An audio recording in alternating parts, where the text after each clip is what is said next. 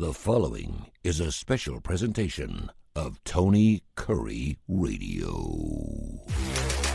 Welcome back to another K4Wins, the first one of 2026. And perfect timing here as we do this show here on Friday, right around 10 o'clock Central Time. Our next show is going to be on Tuesday. And, of course, that will be in lieu of the big games going on the Final Four coming up here next weekend, which should be entertaining, man. We got Ole Miss taking on Miami. We got Oregon taking on Indiana again. Very intriguing. And by the way, those early lines out, Miami giving up 3.5, or actually 3 and 51.5. This latest line I've got this morning, could be off by a half. Don't correct me. Oregon at Indiana. Indiana giving up 4 and 47.5. So we'll have those games. Gregory's been doing this thing for 35, 40 years, playing both sides for a long period of time. Master handicapper. Of course, we have Keefer, who is with the Las Vegas Sun. He's down there in Las Vegas right now doing his thing. And then my good friend Kip Keefer, who I was actually hanging out with last night, watching some of the games. We watched that debacle between Georgia, the Ringling Brothers and Barnum and Bailey Sugar Bowl. That was a crazy game. And I imagine those coaches are probably second thinking some things as well. Because we are an Alabama-based show, though, let's start right there. Alabama. Obviously, Kip gets blown out by 35, their worst bowl loss in the history of that program. 100 days, or 100 years, should I say, to the day that they actually won and took home their first national title. We actually talked about it last night. Legend, surprisingly enough, was really, really glum. And we were already setting our sights on next year. What does Alabama fans have to look forward to next year? What's your thoughts on what we saw this past weekend? Well, he used the words late last night. Our producer here, my youngest son, Clayt, and I were having a long philosophical kitchen discussion after you guys went home. And Clayt was raised in basically a Georgia football oriented household because of my background and growing up in Atlanta. Clayt had a real poignant thing to say about those two games. He says, as an Alabama fan and graduate, I use the two words, embarrassing and humiliating.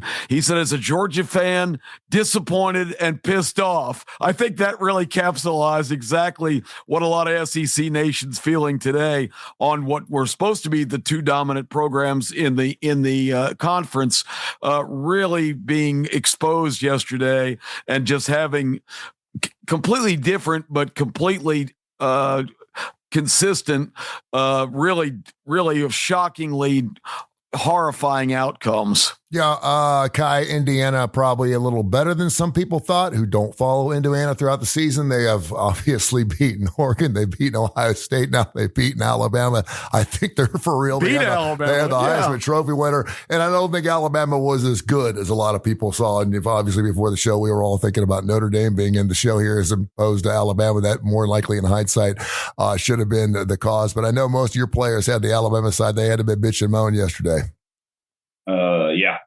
Pretty much. And I mean, I think yesterday's game would have been better for Michael Irvin to be at with the belt to ass, because let's be honest, outside of the very first drive where Indiana had the ball and Alabama sacked them twice, after that, there was no doubt in your mind who was winning that game. You looked at that, you said, okay, their defense is coming out. They're after Mendoza. They're getting after it. He didn't look great on the first drive. Whoop-de-doo. And then from there on, I mean, what did they end up with? Like 20-something rushing yards? Alabama had, I think. That was one of the worst efforts and pathetic things I think I've ever seen. And I'm a Tennessee fan. So that says a lot. They mailed it. They mailed it in the second half. Desmond Howard said, "Listen, they quit." And you can tell they did. They quit in the second half. I don't care if you're down 50. You don't quit when you play for the Alabama Crimson Tide. Case for me, it was when Kalen DeBoer. I don't know what the hell they were trying to do. They were calling timeouts. You had Ty Simpson playing max protection on a punt that wasn't happening. Then he gets under center. Then they call another timeout. Then of course they do this jet sweep thing, whatever, on this fourth down call from their own side of that to me just kind of blew the whole game. I think it was and that was after Simpson slid short of a first down, preserving himself. I mean, sometimes you have to be a football player. I understand you don't want to take a hit, but that set off that whole stage of insanity. And then it carried over the next time when he obviously realized his terrible mistake. He was fighting for extra yardage when he already had the first down and they stripped the ball. That gave Indiana, that game was only 3-0 midway through the second quarter at that point. That gave Indiana 2 touchdowns back to back. Ty Simpson, good grief. Why do you think Kalen DeBoer went for it at that time of the game? And it almost looked like it was a desperate move, and it was 3-0. It was early in the game. They were on their own side of the field. I mean, what were your thoughts on that case? I couldn't believe they snapped the ball. I think he probably realized what anyone that's watched these teams this season. I don't want to be too callous, but you can just watch our show. I said these teams are on different levels. I made Indiana -10. Yep, you nailed it. You nailed it. You were on it all year. You needed some. I feel like you just needed some crazy things to go your way to have a chance to keep up with them, and obviously we saw the opposite. They got discouraged and fell apart. I certainly, if you would have asked me if any of the games are going to be blowouts, I would have said that one. So I came away pretty unsurprised. I think it's time.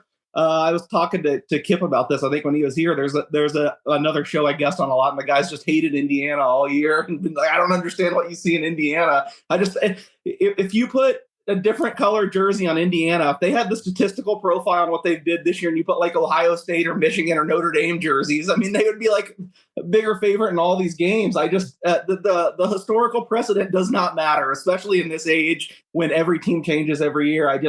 I still think Indiana's even a little underestimated after yesterday. This team is just a Goliath.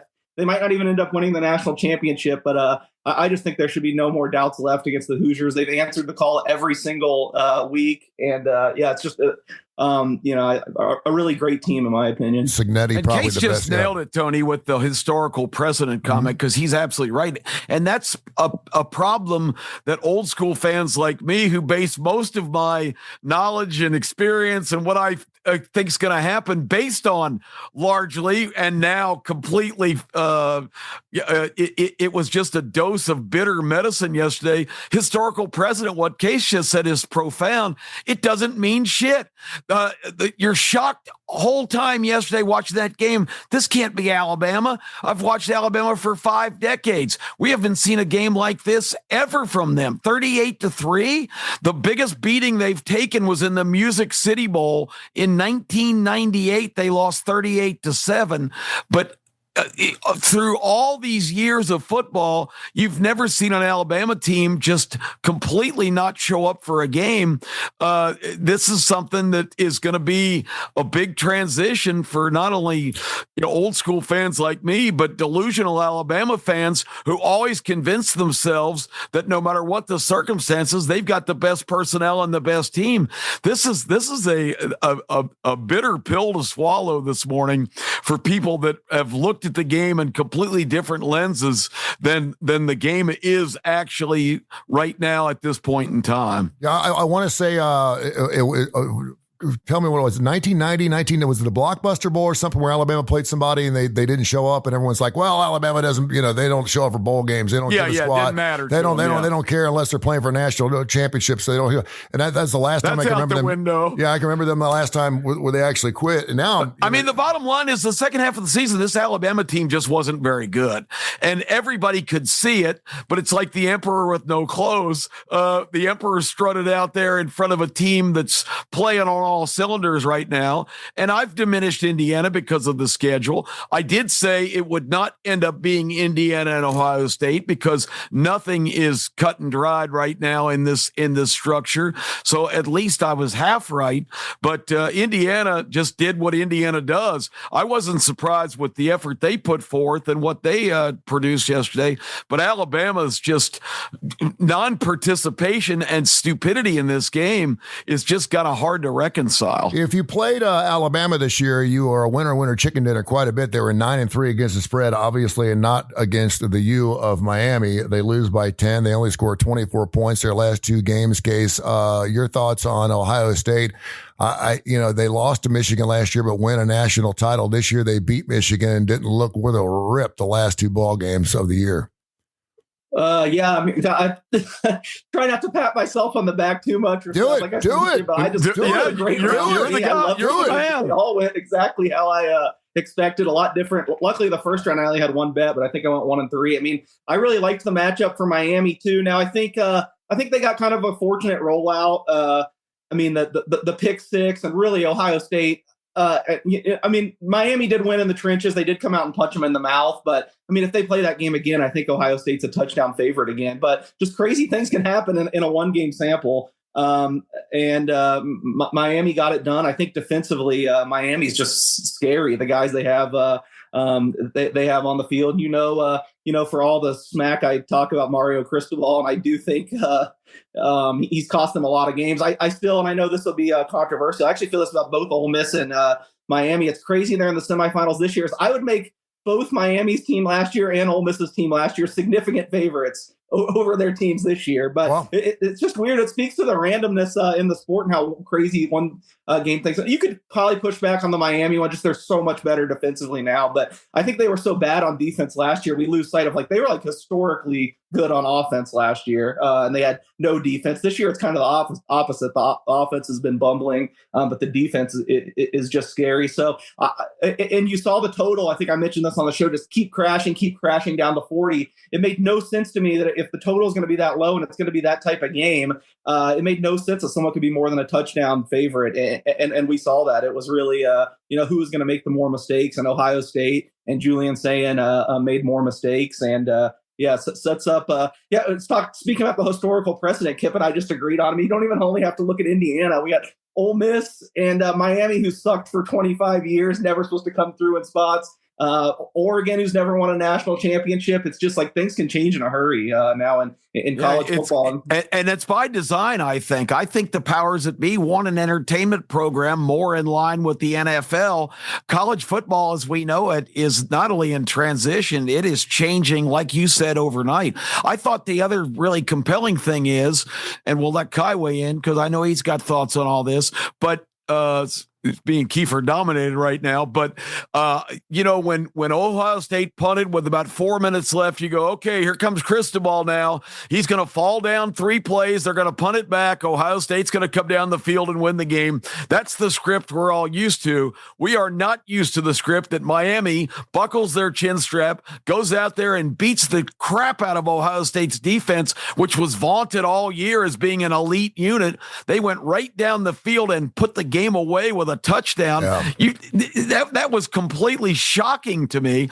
And let's say, and I'm going to give myself a quick pat on the back. I said in that game when we analyzed it on Tuesday that in my mind, there was a huge edge at quarterback for Miami over Ohio State. Julian Sayin may develop into the greatest player of all time, but he's still just a young guy. I thought Carson Beck was the dominant quarterback in the game. I thought Carson Beck had been on the stage a long time. People were really down on him, despite I think his career record as a starter is something outrageous, like 45-5. This guy's been in the big games. I thought they had a huge edge at quarterback, and it played out just that way. Would have been fun to see Carson Beck play against Georgia. That would have been fantastic. Kai, we had Miami, Ohio State, obviously Oregon over Texas Tech, 23-zip. We talked about the Alabama-Indiana game, of course, late last night. Ole Miss takes it by 5 over Georgia. What are your thoughts on some of those games? What'd you see? We talked about it, and again, Tuesday, Alabama 74 stars and up, Indiana 7. So tell me coaching doesn't matter anymore. And if you flip, it's funny you're talking about the old school. That's the only reason why Alabama got in the playoffs, because of their name. If they have different jerseys on with their resume, they don't make the playoffs. With their 3 losses, with the worst loss probably of anybody in the top 25 to Florida State, with the way finished the year, their last 5 games, how much they looked like crap, couldn't run the ball. There's absolutely no reason they should have been in, but they were, and we see what happens. I mean, they got beat worse than James Madison did. So that says a lot, and add that to your history, Bammers. Anyway, I don't think Trinidad Chambliss can play like that again. I mean, he's like Roy Hobbs. It was like watching The Natural. But watching it have 13 straight completions, at some point during the game, he made 2 throws. One that was on an out that I think if just about anybody else makes a throw is a pick 6. And then that deep ball he threw to Stripling was just phenomenal. The scrambling play. The Patrick Mahomes flip for. Hey, you gotta look. You gotta give Gunnar Stockton a ton of credit.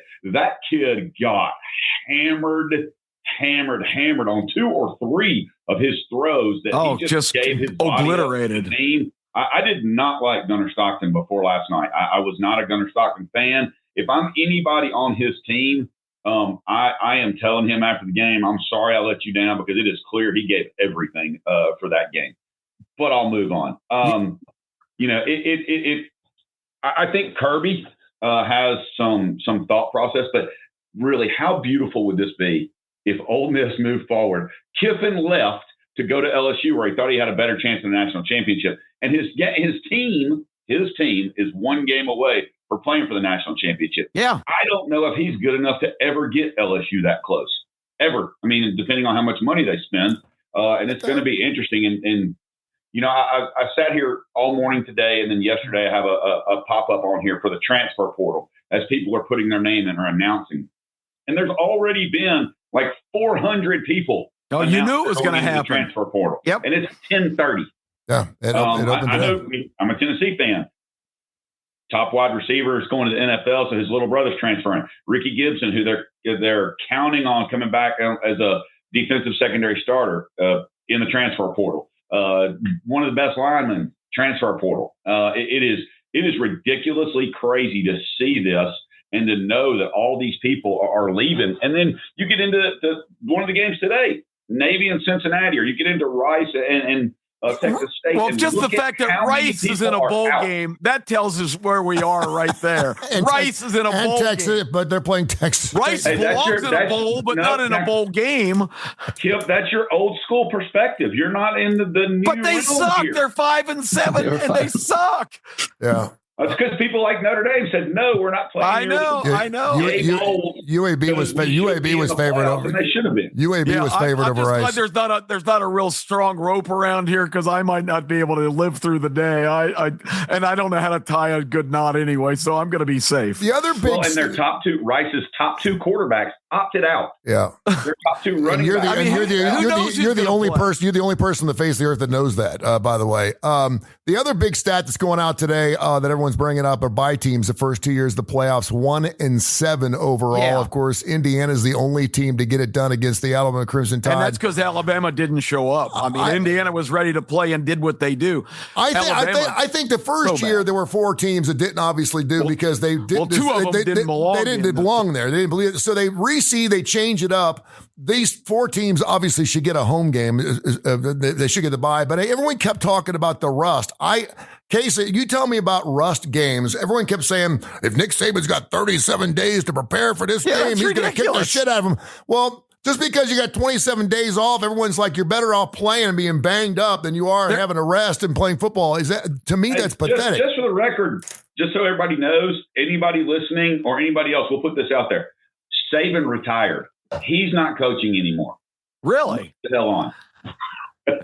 Let me just say this before Case answers. There is not another example you can give me in any sport that's a team sport where if you get a bye, you're off 26 days, 27 in the case of the teams that played on the Friday night before.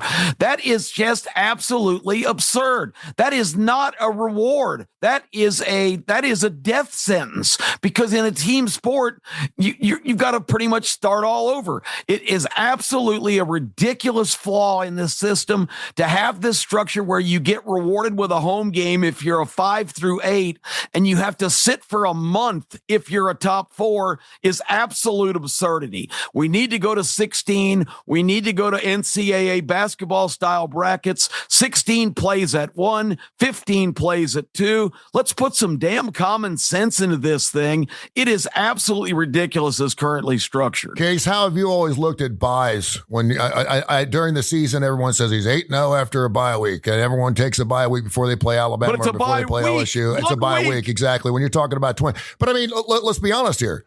This has been going on forever.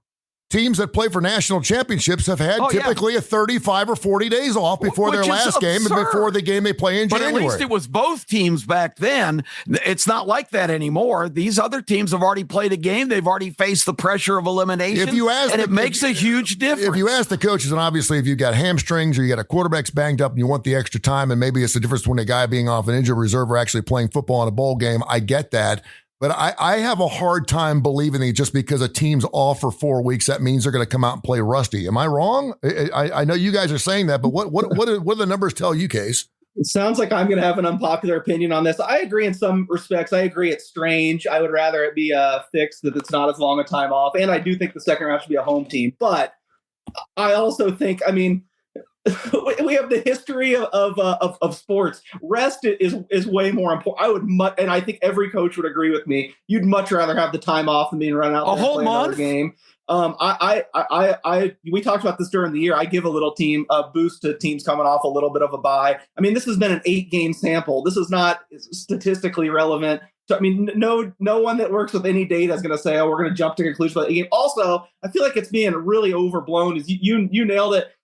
There was a stat they showed in one of the games about how teams off the bye performed in the first half of their games, and it was hugely lopsided. But all that was based off Boise State and Arizona State last year, who not in a million years were a top 4 team. Yeah, and Georgia looked really good in the first half last night, and they were a bye week, and they looked like shit in the second half. Did they just wake up? They had a scoop and score, so that was a little bit tainted, they were up 9, so they obviously looked a lot better. They couldn't do anything offensively in the second half. That scoop and score helped the over 14.5 in the first half team total for Georgia, though. Oh, there you go. Yeah. Yes. So to me, it's not really a factor, but I do agree. The length is a long time, but I would rather have the rest than play in the first round. I do think they should get a home game too. I think I saw some of the viral tweets of people saying it was like $40 to get into all these games. The fan bases just aren't going to travel to 3 straight neutral sites. I don't even have a problem with neutral sites starting at the semifinals, but I think if we stuck in the 12 team, maybe everyone gets a home game, or something like that. They deserve to get that. If they're going to have the time off, they get to buy, they get the home game. I wanted to ask you, Kai, did the safety last night in the Ole Miss game play into any bad beats for anybody? I saw that. We were all discussing it. I have never seen a safety that way where the ball hit the pylon. Crazy. It was the craziest thing. It went from 37 to 39. Did that set any numbers off for second half team totals or anything else? Yeah, and for all the people out there that play 10-point teasers, that took them, if they had Georgia in a 10-point teaser, they went from winning to losing by that. So, it was huge because the line adjusted, and it got down as low as 5 at game time. Guess what happens in a 3-team 10-point? If you tie, you lose. You lose. So that's safe. That safety is huge. Georgia bettors were right there, then boom, no. And it didn't change the over for the second half. It had already hit, but it helped Ole Miss in the second half. That was that was the most bizarre 10 minutes the last game, taking the stage off not once, not twice, 3 different times, and then putting another second back on the clock, and then that last play, which I don't know what the hell. They moved the stage twice. They put it on the field and twice. And somehow Georgia gets the ball on their own 35 again with a second left. I'm like, what the hell just happened here? And then they throw that little thing where it was bizarre. Well, they tried that on the kickoff. They should have just taken a knee. Ole Miss showed you the previous play where they hit a 44-yard bomb. Run a damn offensive play. Don't go to a clown show. The whole game was just insane. Bizarre. I don't, it was only like a $20 bet or something, so I don't honestly feel that bad, but I did get sent. I don't know when they bet it, but someone I know bet under 72.5 live. So the safety. Oh, no. Unbelievable. I also say I did hear other people mentioning the teaser thing. I know people will think I'm an edgelord to get mad at me for saying this, but I have no sympathy for you if you lost a bet teasing through 0. Just never tease through 0, especially not in college football. I love it. All right, great break. Bookies love teasers for a reason. There's a reason. And 99 out of 100 times, if you win your teaser, you win the game outright. ATS against the spread. It happens every single time. That number does not come into play. It sure looks good. Often. Yeah. And parlays too. Case was behind the scenes. We talked about this before on the show, but for new listeners, Case was allowed behind the scenes at the Superbook a couple of years ago to watch an entire day of what happens behind the lines. And Case, tell them what the reaction at the Superbook is when they get a big concentration of parlays. Well, really, I was just kind of surprised there wasn't much reaction. They're just used to it. I never realized. I know parlays are popular, and this was many years ago now. And I knew a lot of people bet them, but I just had no idea until I was there watching the screen with every bet pouring in. I mean, 4 out of 5 bets are like 5 and 16 parlays. And I have no chance of winning. You're not getting paid anywhere near your payout. I mean, it's just insane. And I think parlays have only gotten more popular since then, especially now with everyone rolling out their same game parlay options. Yeah, it's just and you look at the profit margins. Nevada has to put them out. Not all the other states do, but Nevada has to put them out every month. Every month, the hold on parlays is like 25% plus. That's where they make the vast majority of their money is parlays. But I got the prototypical guy who walks in here in our studio every week, Bama hater, better known as JK as his regular name. He comes in every week going, damn it, I had a 9-game parlay yesterday and I hit 8 out of 9. He always says he hit 8 out of 9. I guarantee you check his card, it's like 4 out of 9. No doubt. Put 100 on each of those games and be done with it. But they convince themselves this is a viable option. It's crazy. That is hilarious. All right, Case, since we're talking about it, give me a 2-team parlay for our Final Four. Miami, Ole Miss, Miami -3, Oregon and Indiana, Indiana -4. Give me a 2-team parlay for the Final Four week coming up on Thursday and Friday. Well, one thing about parlays that I do always say is if you absolutely have to bet them, I'd recommend money line parlays over the over point spreads, and also smaller parlays are okay, and even some sharp guys use them quite a bit to circumvent limits. If people, in this day and age, you get limited so quick somewhere that sometimes you can bet more if you just throw 2 of these things together. But being that I prefer money lines, if I had to make a parlay. None of these games really jump out as much as the 2 I loved last round, but and I really thought I'd be on Oregon if they rematched Indiana, and I still would not be surprised at all if they pulled it off. But I still kind of feel like Indiana's being a little bit undervalued, even after all they've done. I thought this would be closer to 6. I mean, FanDuel opened 3.5 -15 yesterday. I know now it looks like 3.5 -20. So I did bet a little bit of the 3.5, so I'm not super confident. But if I had to make a money line parlay, I'd probably go chalk. Actually, Indiana and Miami. I do think Miami's front's going to be a challenge for Ole Miss. I have not bet on that game though. The number came out about where I thought it would be, but I'm leaning Indiana and Miami. My first reaction. Indiana. And you're still alive, Miami futures, correct? I have both. I'm somehow going to have a future in the national championship. I have Miami at 50-1 and Ole Miss at 80-1. Damn. So I can find conference of winners so I could hedge and bet Big Ten or something. Because when Notre Dame got left out, that was part of why I was so despondent. I really thought Notre Dame was my best chance, but yeah, I'm going to have Miami or Ole Miss with a shot. Well, I got to say, Tony, I had Ole Miss as number 5 in my season-ending top 12. So I was higher on this team than a lot of people, despite all the Kiffin stuff, because Trinidad Chambliss is one of the most You just love that quarterback's name. You just love that. I remember you saying his name third week into the season when Austin Simmons went out, and he's like, who's a Chambliss? Trinidad Chambliss.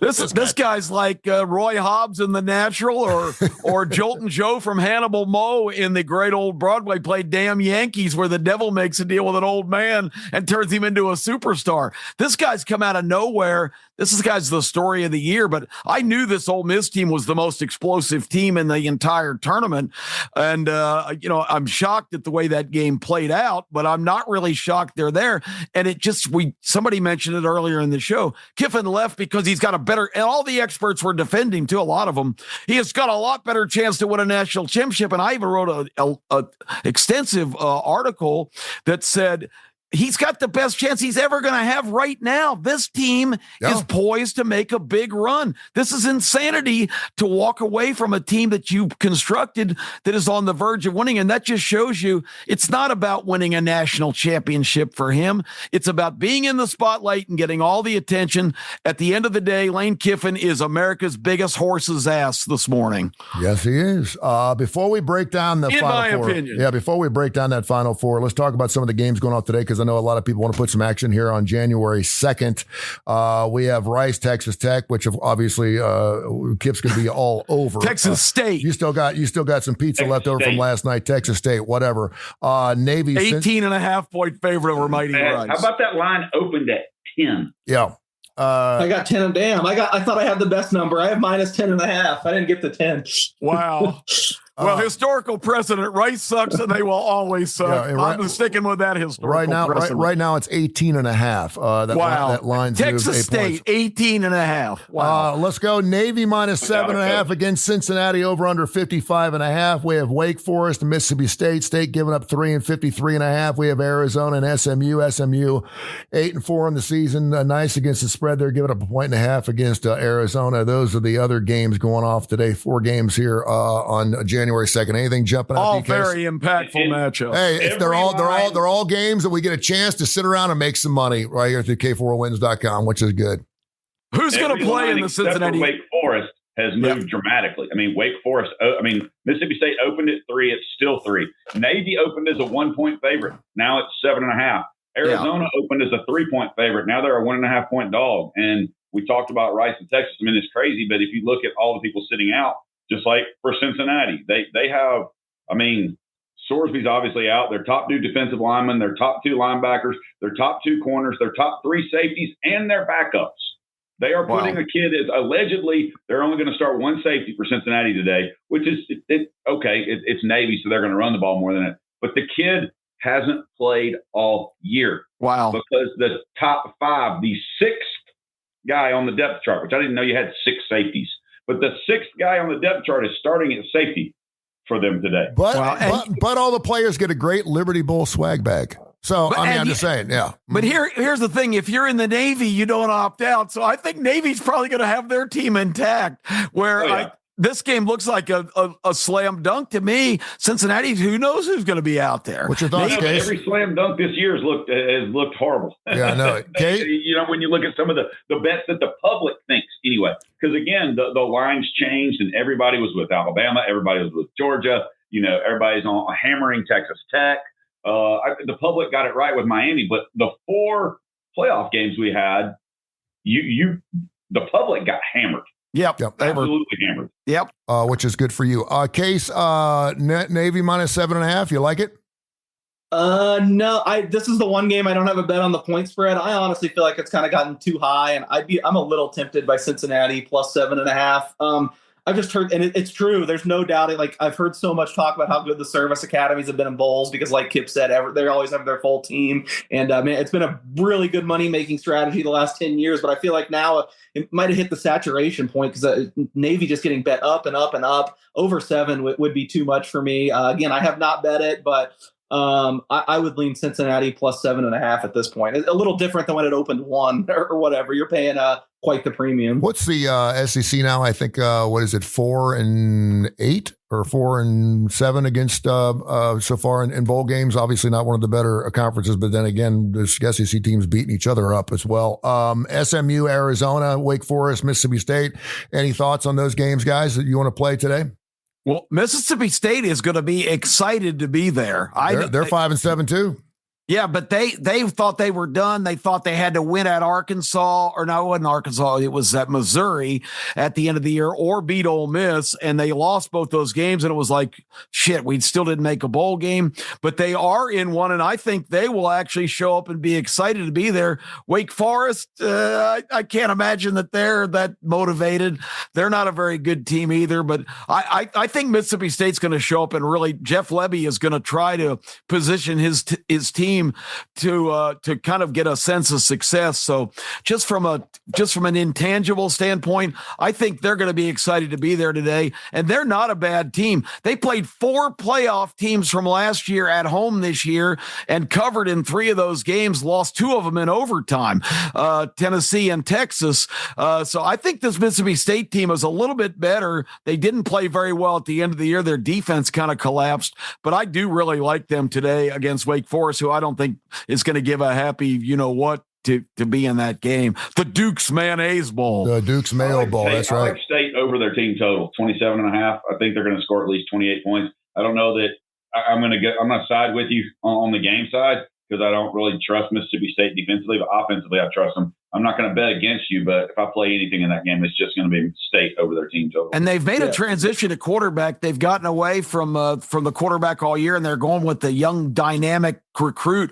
who looked good in the Ole Miss game. He did some good things. Like you said, Kai, their problems defensively. I don't know what the over-under on this game is, and I don't think Wake Forest is particularly explosive, but I wouldn't be surprised to see a lot of points in this game. 53.5. It's actually dropped 3 points since it opened. It has. So if you're going to take that, do that, and also play those Bulldogs in Mississippi State. There's an early play winner for you right here on. Because you guys, most of the bowl games have been unders, correct? A lot of them until yesterday. Until Saturday. There was a Duke. The Duke game flew over. There's several games that went over, including the Georgia game as well. All right, let's look at the national title games. The Final Four is coming up on Thursday and Friday. A week from Thursday. Another layoff, So, a week from yesterday, and then we got to drag this out as long as we can. Which will be this coming Thursday and Friday is what I said. Miami, Ole Miss. Miami giving up 3 and 51.5, and Oregon and Indiana. Kip, we're going to start with you. Let's go Miami, Ole Miss. What's your thoughts initially on that particular ball game? A couple of slobber knockers. Even though Georgia made Ole Miss's defense look credible last night at times, other times Georgia seemed to move the ball at will. The Georgia schizophrenic performance last night gives me no gauge on what reality is, but I still don't think Ole Miss has a championship defense. I think Miami's hitting on all cylinders right now, and the Miami defensive front is just ferocious.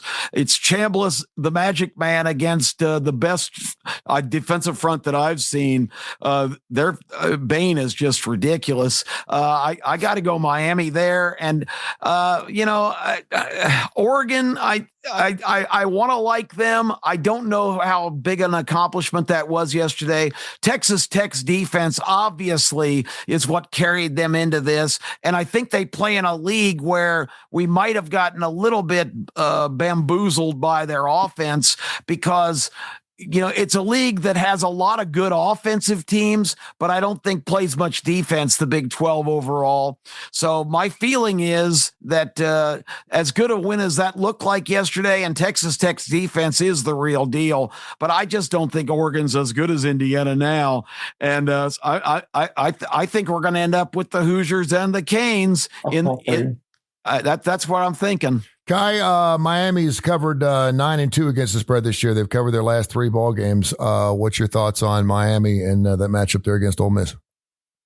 My initial reaction would be, is the Lord just on Ole Miss's side since Kiffin left? Since Satan left Ole Miss, maybe the Lord wants Ole Miss to roll through. But I just think the offensive and defensive lines for Miami is going to be too much for them to overcome. I do like the way Miami's defense is playing right now. Who would have thought a year ago we'd ever say that, or even 6 months ago? Oh yeah, they've been awful. Yeah, and the other game, I've liked Indiana all year, and I have not liked Oregon. Case has been on both of them and loved Oregon, and even said before Oregon and Miami, and I don't know. I'm going to have to look for 5 or 6 days before this game to keep going because I just don't have any idea on that game. Yeah, Ole Miss has also covered their last 3 games as well. Case, Miami, Ole Miss, you've kind of leaned your hand already, but what would have to change for this line? Where would you like to see the line move? Let's put it that way. I'd be a little bit more conflicted if it moves over 3. Right now I haven't made, I really just made my first reaction lines. I haven't really dove in. I'm wondering if when I make it that I will show value on Miami at 3 or lower. So I still think I could possibly bet that side, but if it gets over 3, I just think I won't be interested. Ole Miss still has the wild card in Trinidad Chambliss. If he really goes off, they have a chance. But yeah, I certainly lean Miami that way. And then, the other game, It's just Indiana's just a little more trustworthy. I feel like it's kind of a consequence of having such a young team. Oregon leans on so many young guys is that I just feel like you don't know what you're going to get on a week-to-week basis. They could absolutely come out like gangbusters and be great and beat them. I wouldn't be surprised at all, but it kind of feels like they're all over them. I mean, even in the playoff, obviously, Texas Tech was pretty flawed, but you saw how well the defense responded to their bad first game. I mean, there's been times this year where they put up 40 in the first half of one game and then struggle to score more than 3 touchdowns the next. I just feel like Oregon's kind of a grab bag week to week, whereas Indiana, I mean, I do think Oregon has more talent than Indiana, other than at quarterback, obviously. I think all the talk about how Indiana's got it done with, such little recruiting profile, I have to put a little bit of an asterisk on that just because you have the consensus number 1 pick in the NFL draft at quarterback, which makes a big difference. But Indiana, I just feel like it's so consistent. You know what you're going to get that I feel a little bit safer backing them. Although they have taken some money even this morning. It's getting more into place. I see even some 4.5s now. I thought the 3.5 number was a bad opener, and I had to fire on Indiana. Together, Oregon and Indiana gives up a total of 3 points in their last ball games, and the over-under is 47.5. I thought it'd be 43, 44.5. Am I thinking that's a little high for these two teams? Why are people thinking that? And obviously, Oregon got some scratch stuff late. And we saw, what Indiana did against Alabama, but Bama quit. I can't see either one of these teams putting up another 30 spot. What's your thoughts on that case? I made it 46.5, so I made it basically right on. I don't know. It'd be interesting to see. Oregon obviously wants to play with a lot of pace, and Indiana does not. So it's kind of a battle in that regard. I just feel like there's probably a high tail to the over just because Indiana clearly has the firepower if they need to play that type of game. But it's a national semifinal. I don't know. I'd be interested. I want to look back and see what the first game is. But the total didn't jump out to me. I will say I liked the total in the other game, actually. I think you were getting a couple extra points just because of the Trinidad Chambliss show against Georgia. I thought 52.5, which it opened, was way high. I'm not as confident on totals. Obviously, I don't even really bet them during the regular season, so I didn't go crazy. It was just a normal size bet, but I did bet a little under 52.5. I think it's going to be hard. Miami just doesn't play games like that, and I think they're going to be hard pressed to just be this wild chuck it down the field. I don't think they're going to have enough time. I mean, Georgia's defense had gotten better as the season went on, but their pressure rate metrics were just terrible all year. They just did not make quarterbacks as uncomfortable as they did in their heyday. And Miami is just the king of that. I mean, Chambliss is just not going to have the time he had against Georgia. So I definitely had of the totals, I had a stronger lean to the under in the Miami Ole Miss game. Yeah, that Miami game, interesting enough. Miami's gone under the last 3 games. Ole Miss has gone out of 2-4 clip, so they're not getting it done. And we see this a lot in it seems like when we get to the championship rounds, we always talk about defense winning championships. That's the way it is. If you have a great offense, you have a better shot at having your great defense show up than your great offense. It just happens that way. And again, with Oregon getting healthy on the offensive side of the ball, that wasn't the side of the ball I was really worried about. And then they come out and put the goose egg up and get it done against Texas Tech. Now, Texas Tech hadn't exactly been lighting the world on fire. I think a lot of people think of that Red Raiders, that high-flying offense from the 90s and the 2000s. Yeah, it ain't the same. This ain't Tommy Tuberville's. Was abysmal yesterday. He was terrible. Guns up, man. They shut them down. So give some kudos to Oregon and what they did there. I thought that was fantastic. Yeah, I don't think, and I know we've talked about Indiana all year, and if you listen to this show, you've certainly seen us move in this direction. And if you watched it, Case has been on Indiana all year long, and he's on them again against the Oregon Ducks. I just think this is kind of a new phase. Normally, people would talk about coaches used to love bowl games because that allowed the players to have extra practice time for next season. They could look forward to the next season. Now with the portal opening up today, and you mentioned 400 and something guys going in. We got in the first hour and a half. We got quarterbacks trying to get 7 and 8 and 9 years of eligibility because Diego Pavi is like, I want that $3 million I made dispatcher because he's not going to make that in the National Football League. We got the quarterback for Ole Miss who's trying to come back. He got to come back. These kids are seeing dollar signs. They're going like, damn it, I want to get back. Down. He lost his appeal. So it's unfortunate, but you're going to end up seeing probably some 28 and 29-year-old dudes playing in college football probably the next. And why not? Yeah. We talked about there's an NBA story circulating right now where I'm not sure who it is, but Baylor's talking to a guy who's in the NBA who's still got eligibility, and they're thinking about challenging and trying to bring him back to fulfill his college years because he's sitting on the end of an NBA bench. I don't have the particulars, but I mean that's the kind of insanity we're getting ready to get into with college sports becoming a de facto professional league. All of the barriers and preventatives that have been in place all these years, I think it's all out the window now. Lamar Jackson yesterday was asked, does he fall asleep during meetings? He said, in front of Harbaugh, are you crazy? Then they asked the question, do you want to be here? And he's like, of course I want to be here. And they said, well, with your contract and everything else, he said, we still have a game to play. We're not in the playoffs yet. We have to play football first before we sign some paperwork. You could kind of tell he was getting pissed off by some of the questioning. And again, he's been banged up pretty much the majority of the year, but they're giving up 3.5 on the road at the Steelers. Hard to take those Steelers and not take those 3.5 points. Kai, what's your thoughts on the must-see NFL game of the weekend? Pittsburgh, Baltimore. We just saw 2 weeks ago. Yeah. It depends on if they use their brain and actually hand the ball to Derrick Henry very much.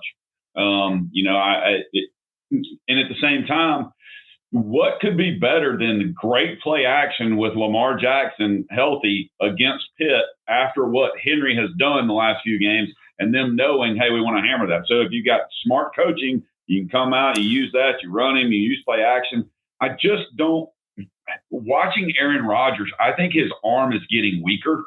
He is not going to stretch the field, in my opinion, against Baltimore, which is what they need to do. I just don't think he can stretch the field the way he used to. He's missing his top receiver, arguably, in this game again for suspension for being a dumbass.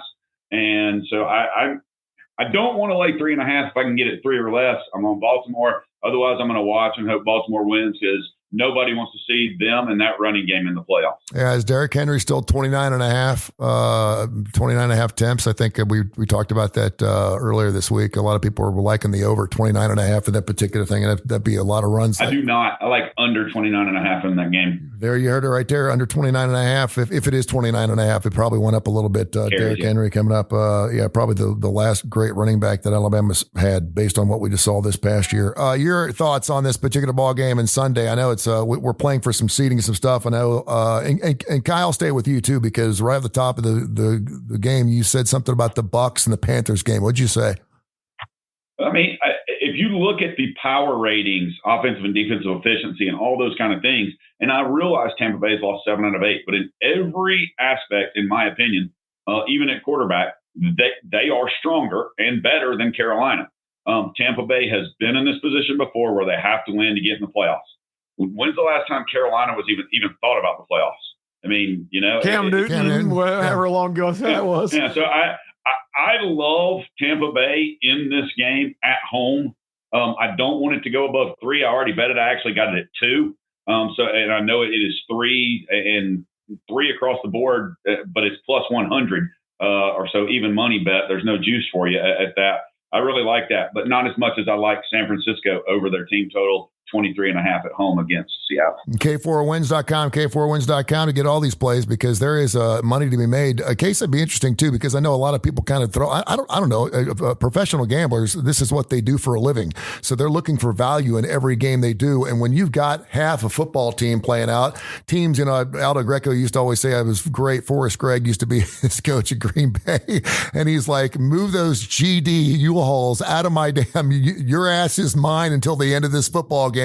I don't want to see one damn box boxed up and put in a U-Haul until your ass is done with this game. They would be like 3-12 or whatever going into the final game. And I was like, everyone was just packing their shit up and leaving. But I would think a good handicapper like yourself would find some value in games that look like there's really nothing to play for. Yeah, I've kind of swapped over there. I used to be a defender of week 8, I guess 18 now. It used to be 17. I would still bet it pretty heavily, and I did bet it heavily again now. But it's just kind of a pain to me. I don't really enjoy it. It's much more of the informational, trying to figure out who's going to play, trying to figure out who's going to care. Even there are some good opportunities, but sportsbooks have gotten really careful too. I mean, a lot of these lines we talk on Fridays throughout the season, and I've already bet a lot of games for the next week because I bet the look aheads. There are no look aheads for week 18, and even Sunday night going into the Sunday night game, there were basically no lines up. I mean, books weren't really posting till like Monday morning just to be careful themselves. So it's just weird when so much is already decided, and that's why these games where something does matter stands out so much. So I still have a lot of bets, but honestly, for me, even a lot more arbitrage stuff than I normally get into. I know we already talked about Pittsburgh, Baltimore on Tuesday. I said I bet Pittsburgh plus 3.5. I thought it was too high, but I also did it as a hedge because I have so much Baltimore future exposure. However, I'll stand by it. I said I bet it. But man, everything Lamar Jackson's doing is under such a microscope now, and there's been some positive things too, not just the words.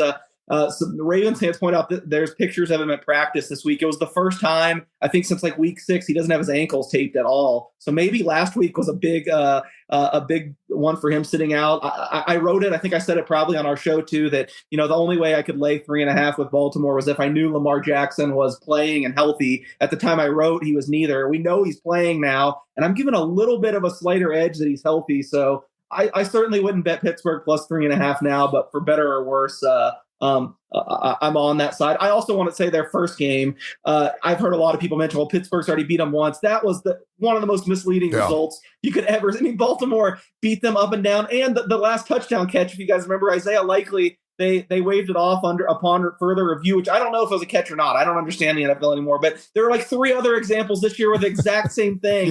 They said it was a so touchdown. bad. So I don't even think I think it was the wrong winner the first game. But again, and I say this all the time, Pittsburgh, Mike Tomlin just has some magic or something. They win every game that goes like that. So I'd like to wave off my plus 3.5 Pittsburgh unless you have Baltimore exposure. Like they win that. I agree with you. Mike Tomlin wins those games in the regular season. Yeah, well, and this is kind of an in-between. This is like a play-in game. Aaron Rodgers. What was it? It was like 2 months ago, I think we talked about that, about Tomlin and his playoff record and what other coach could actually still be employed if they had the playoff record he has.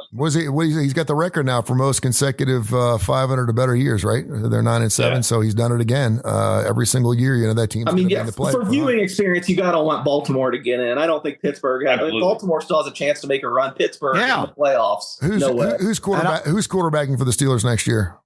Is Aaron back? He sounds like he wants to come back. Yeah, I don't think he's coming back. I don't think they're probably enthusiastic. Sure sounds like he. So I know there's going to be some teams interested. He doesn't want to be a team interested because his ass is getting old. I don't know why he's still playing, but he still wants to get out there and get out there. Trinidad Chambliss, after leading Ole Miss to an improbable national championship, becomes a polarizing first-round pick. Yeah, he does. There you go. The story continues. If he would go down that far. Raiders. Yeah, if he would go down that far, I used to have a gigantic backyard in Atlanta when I was growing up, and we played games. We played football, 6-on-6, 5-on-5. I saw plays last night in that game that were exactly like those backyard games. You would run around as a quarterback, run about 150 yards, and finally somebody would get tired of chasing a receiver, and you throw it as far as you could and complete it. That was exactly what we saw last night. Unbelievable. Trinidad Chambliss is one of the most, and I called it early in the year that this guy is the storyline of the year, and I had no idea how right I was. If somehow Georgia could have won that game, pulled that, and they asked the ref, I forget who was actually on camera, and they said, do we really have to put the second back on the clock? He goes, dude, have you watched enough football to see what happens with 1 second left on a clock in a football game? Absolutely. We need to move the stage off and put the 1 second back up on the clock. And I didn't realize, because we just thought that once you touched the football, the clock would run off. But since he fell down, he was already down at the time. But yeah, because it didn't even look like Ole Miss was even trying to recover the ball. They just sat there because they knew once they didn't want to touch it and have a deflect off. Exactly. Yeah. So they just sat there and watched the guy jump on. Next thing you know, they got a second. They're moving the stage back off the table. It's crazy. Unbelievable. Okay, so I got a question before we go, because I want to know if you think I'm crazy and what number you made. I love Las Vegas plus 5.5 this week at home against the Chiefs. Are a whole lot of people not playing for Vegas or something? Yeah, I mean, they've basically shut down all their good players, but so is Kansas City. I bet the Raiders plus 6.5 against my better judgment. The other thing that I think is important of why the Raider, it would be typical Raiders if they won this because they need to lose to get the number one pick. But the Chiefs have shut down just as many guys. And Pete Carroll came out this week and said Aiden O'Connell, who hasn't played all year, will split snaps with Kenny Pickett. I think Aiden O'Connell's better than Kenny Pickett. He hasn't gotten to play all year because he's not Pete Carroll's guy. I feel like he's going to have something to prove. I would not be surprised if they put up some points with O'Connell. The question then is, do they bench him because they don't want to win? But I agree with you. The number is way too high if you look at who the Chiefs are trotting out there right now. All right, Kai, how we doing on numbers-wise? And obviously, we're more than just college and professional football. We are NHL. We are college hoops. I went and caught me some college hoops. I got some college hoops in my blood this weekend. Was excited about that. Saw the UAB Blazers give up a 17-point lead and lose to Wichita State. The Shockers. It sucked. The Shockers. 3-point favorite. Oh, I was in shock. But you know what? I love going down to Bartow because me and my son had 4 hot dogs, 2 drinks, 2 candies, and 2 popcorns, and it was all like $21. And I was like, you know what? This is my kind of deal, as opposed to going to Protective where it's going to cost you like $69. I was like, a $3 hot dog is all about it. But how are numbers looking there, big guy? Oh, not too shabby. Although we did start the day. So last year, 25, we started New Year's Day 5-1. Started off great. Nice. Didn't look back, up all year. This year, not so good. I picked some of the wrong ones to post. Clearly, we were 3-4 yesterday. But last week, 22-17. Last month, 118-77. Last year, 62.1%, 1,160 wins, 685 losses, 33 pushes, which is just amazing to be able to push that many. But not bad to win almost 1,200 games out of 1,800 posted. Rice, Texas State, Navy, Cincinnati, Wake Forest, Mississippi State. We gave you Mississippi State earlier in the show. Kyle also likes team total over in the Mississippi State game. Some freebies here, Arizona, SMU. Make sure you go to K4Wins.com, K4Wins.com. There's the man. There he is. Happy New Year, my brother. How are you? Good. Oh, fantastic. Hey, King. It's great to see Hi, you, King. Cuckoo. Good. Go Knights, go. Go Knights, go. We got to do something about our Knights. They're playing terrible. Me and you went and got a big 7-2 win, and they haven't won since, King. We got to go to more games. Yeah. Maybe we can go to the Wild versus the Golden Knights. Yeah, the Wild. I think the Wild are a real good team this year. I think they have a chance to be a team that we can count on to win just about every game right now. They're playing really well. Okay, say bye. Bye. See you, buddy. Thank you, Have King. yourself a wonderful Happy weekend. New Year, Happy New Year. All right. And We got college basketball, and don't forget, in my opinion, the number 1 team in the country plays tonight hosting USC, Michigan -22. Yeah, go Wow. see Minus the 22. Go see the Michigan is insane. It's insane what they're doing. I don't know if they can keep it up. I gave Michigan as one of the teams I bet for the national championship coming into the year, and that's looking pretty good. But man, I just they've and USC's best players out for the year. One of their best players, former UAB cat, played here Southside last year. Yaxel, right? man, the guy's unbelievable. And Alabama fans have pivoted already because tomorrow at noon, the Kentucky Wildcats are at the barn, otherwise known as Coleman Coliseum. So all of a sudden, the basketball school is in full effect. There you go. And it could not come soon enough. I got news for you. Well, if Philon, or whatever the hell, however you pronounce his name, is not super healthy, because I know he was injured the other day. If he's not super healthy, that team's in trouble. Yeah, I mentioned this on the starting lineup. I lean Kentucky too, but man, they just they haven't been healthy until really recently. So as much cloaked in failure and as much as we made fun of them, I think Kentucky at plus 850 right now to win the SEC might be a decent bet. Good. All right, good gentlemen.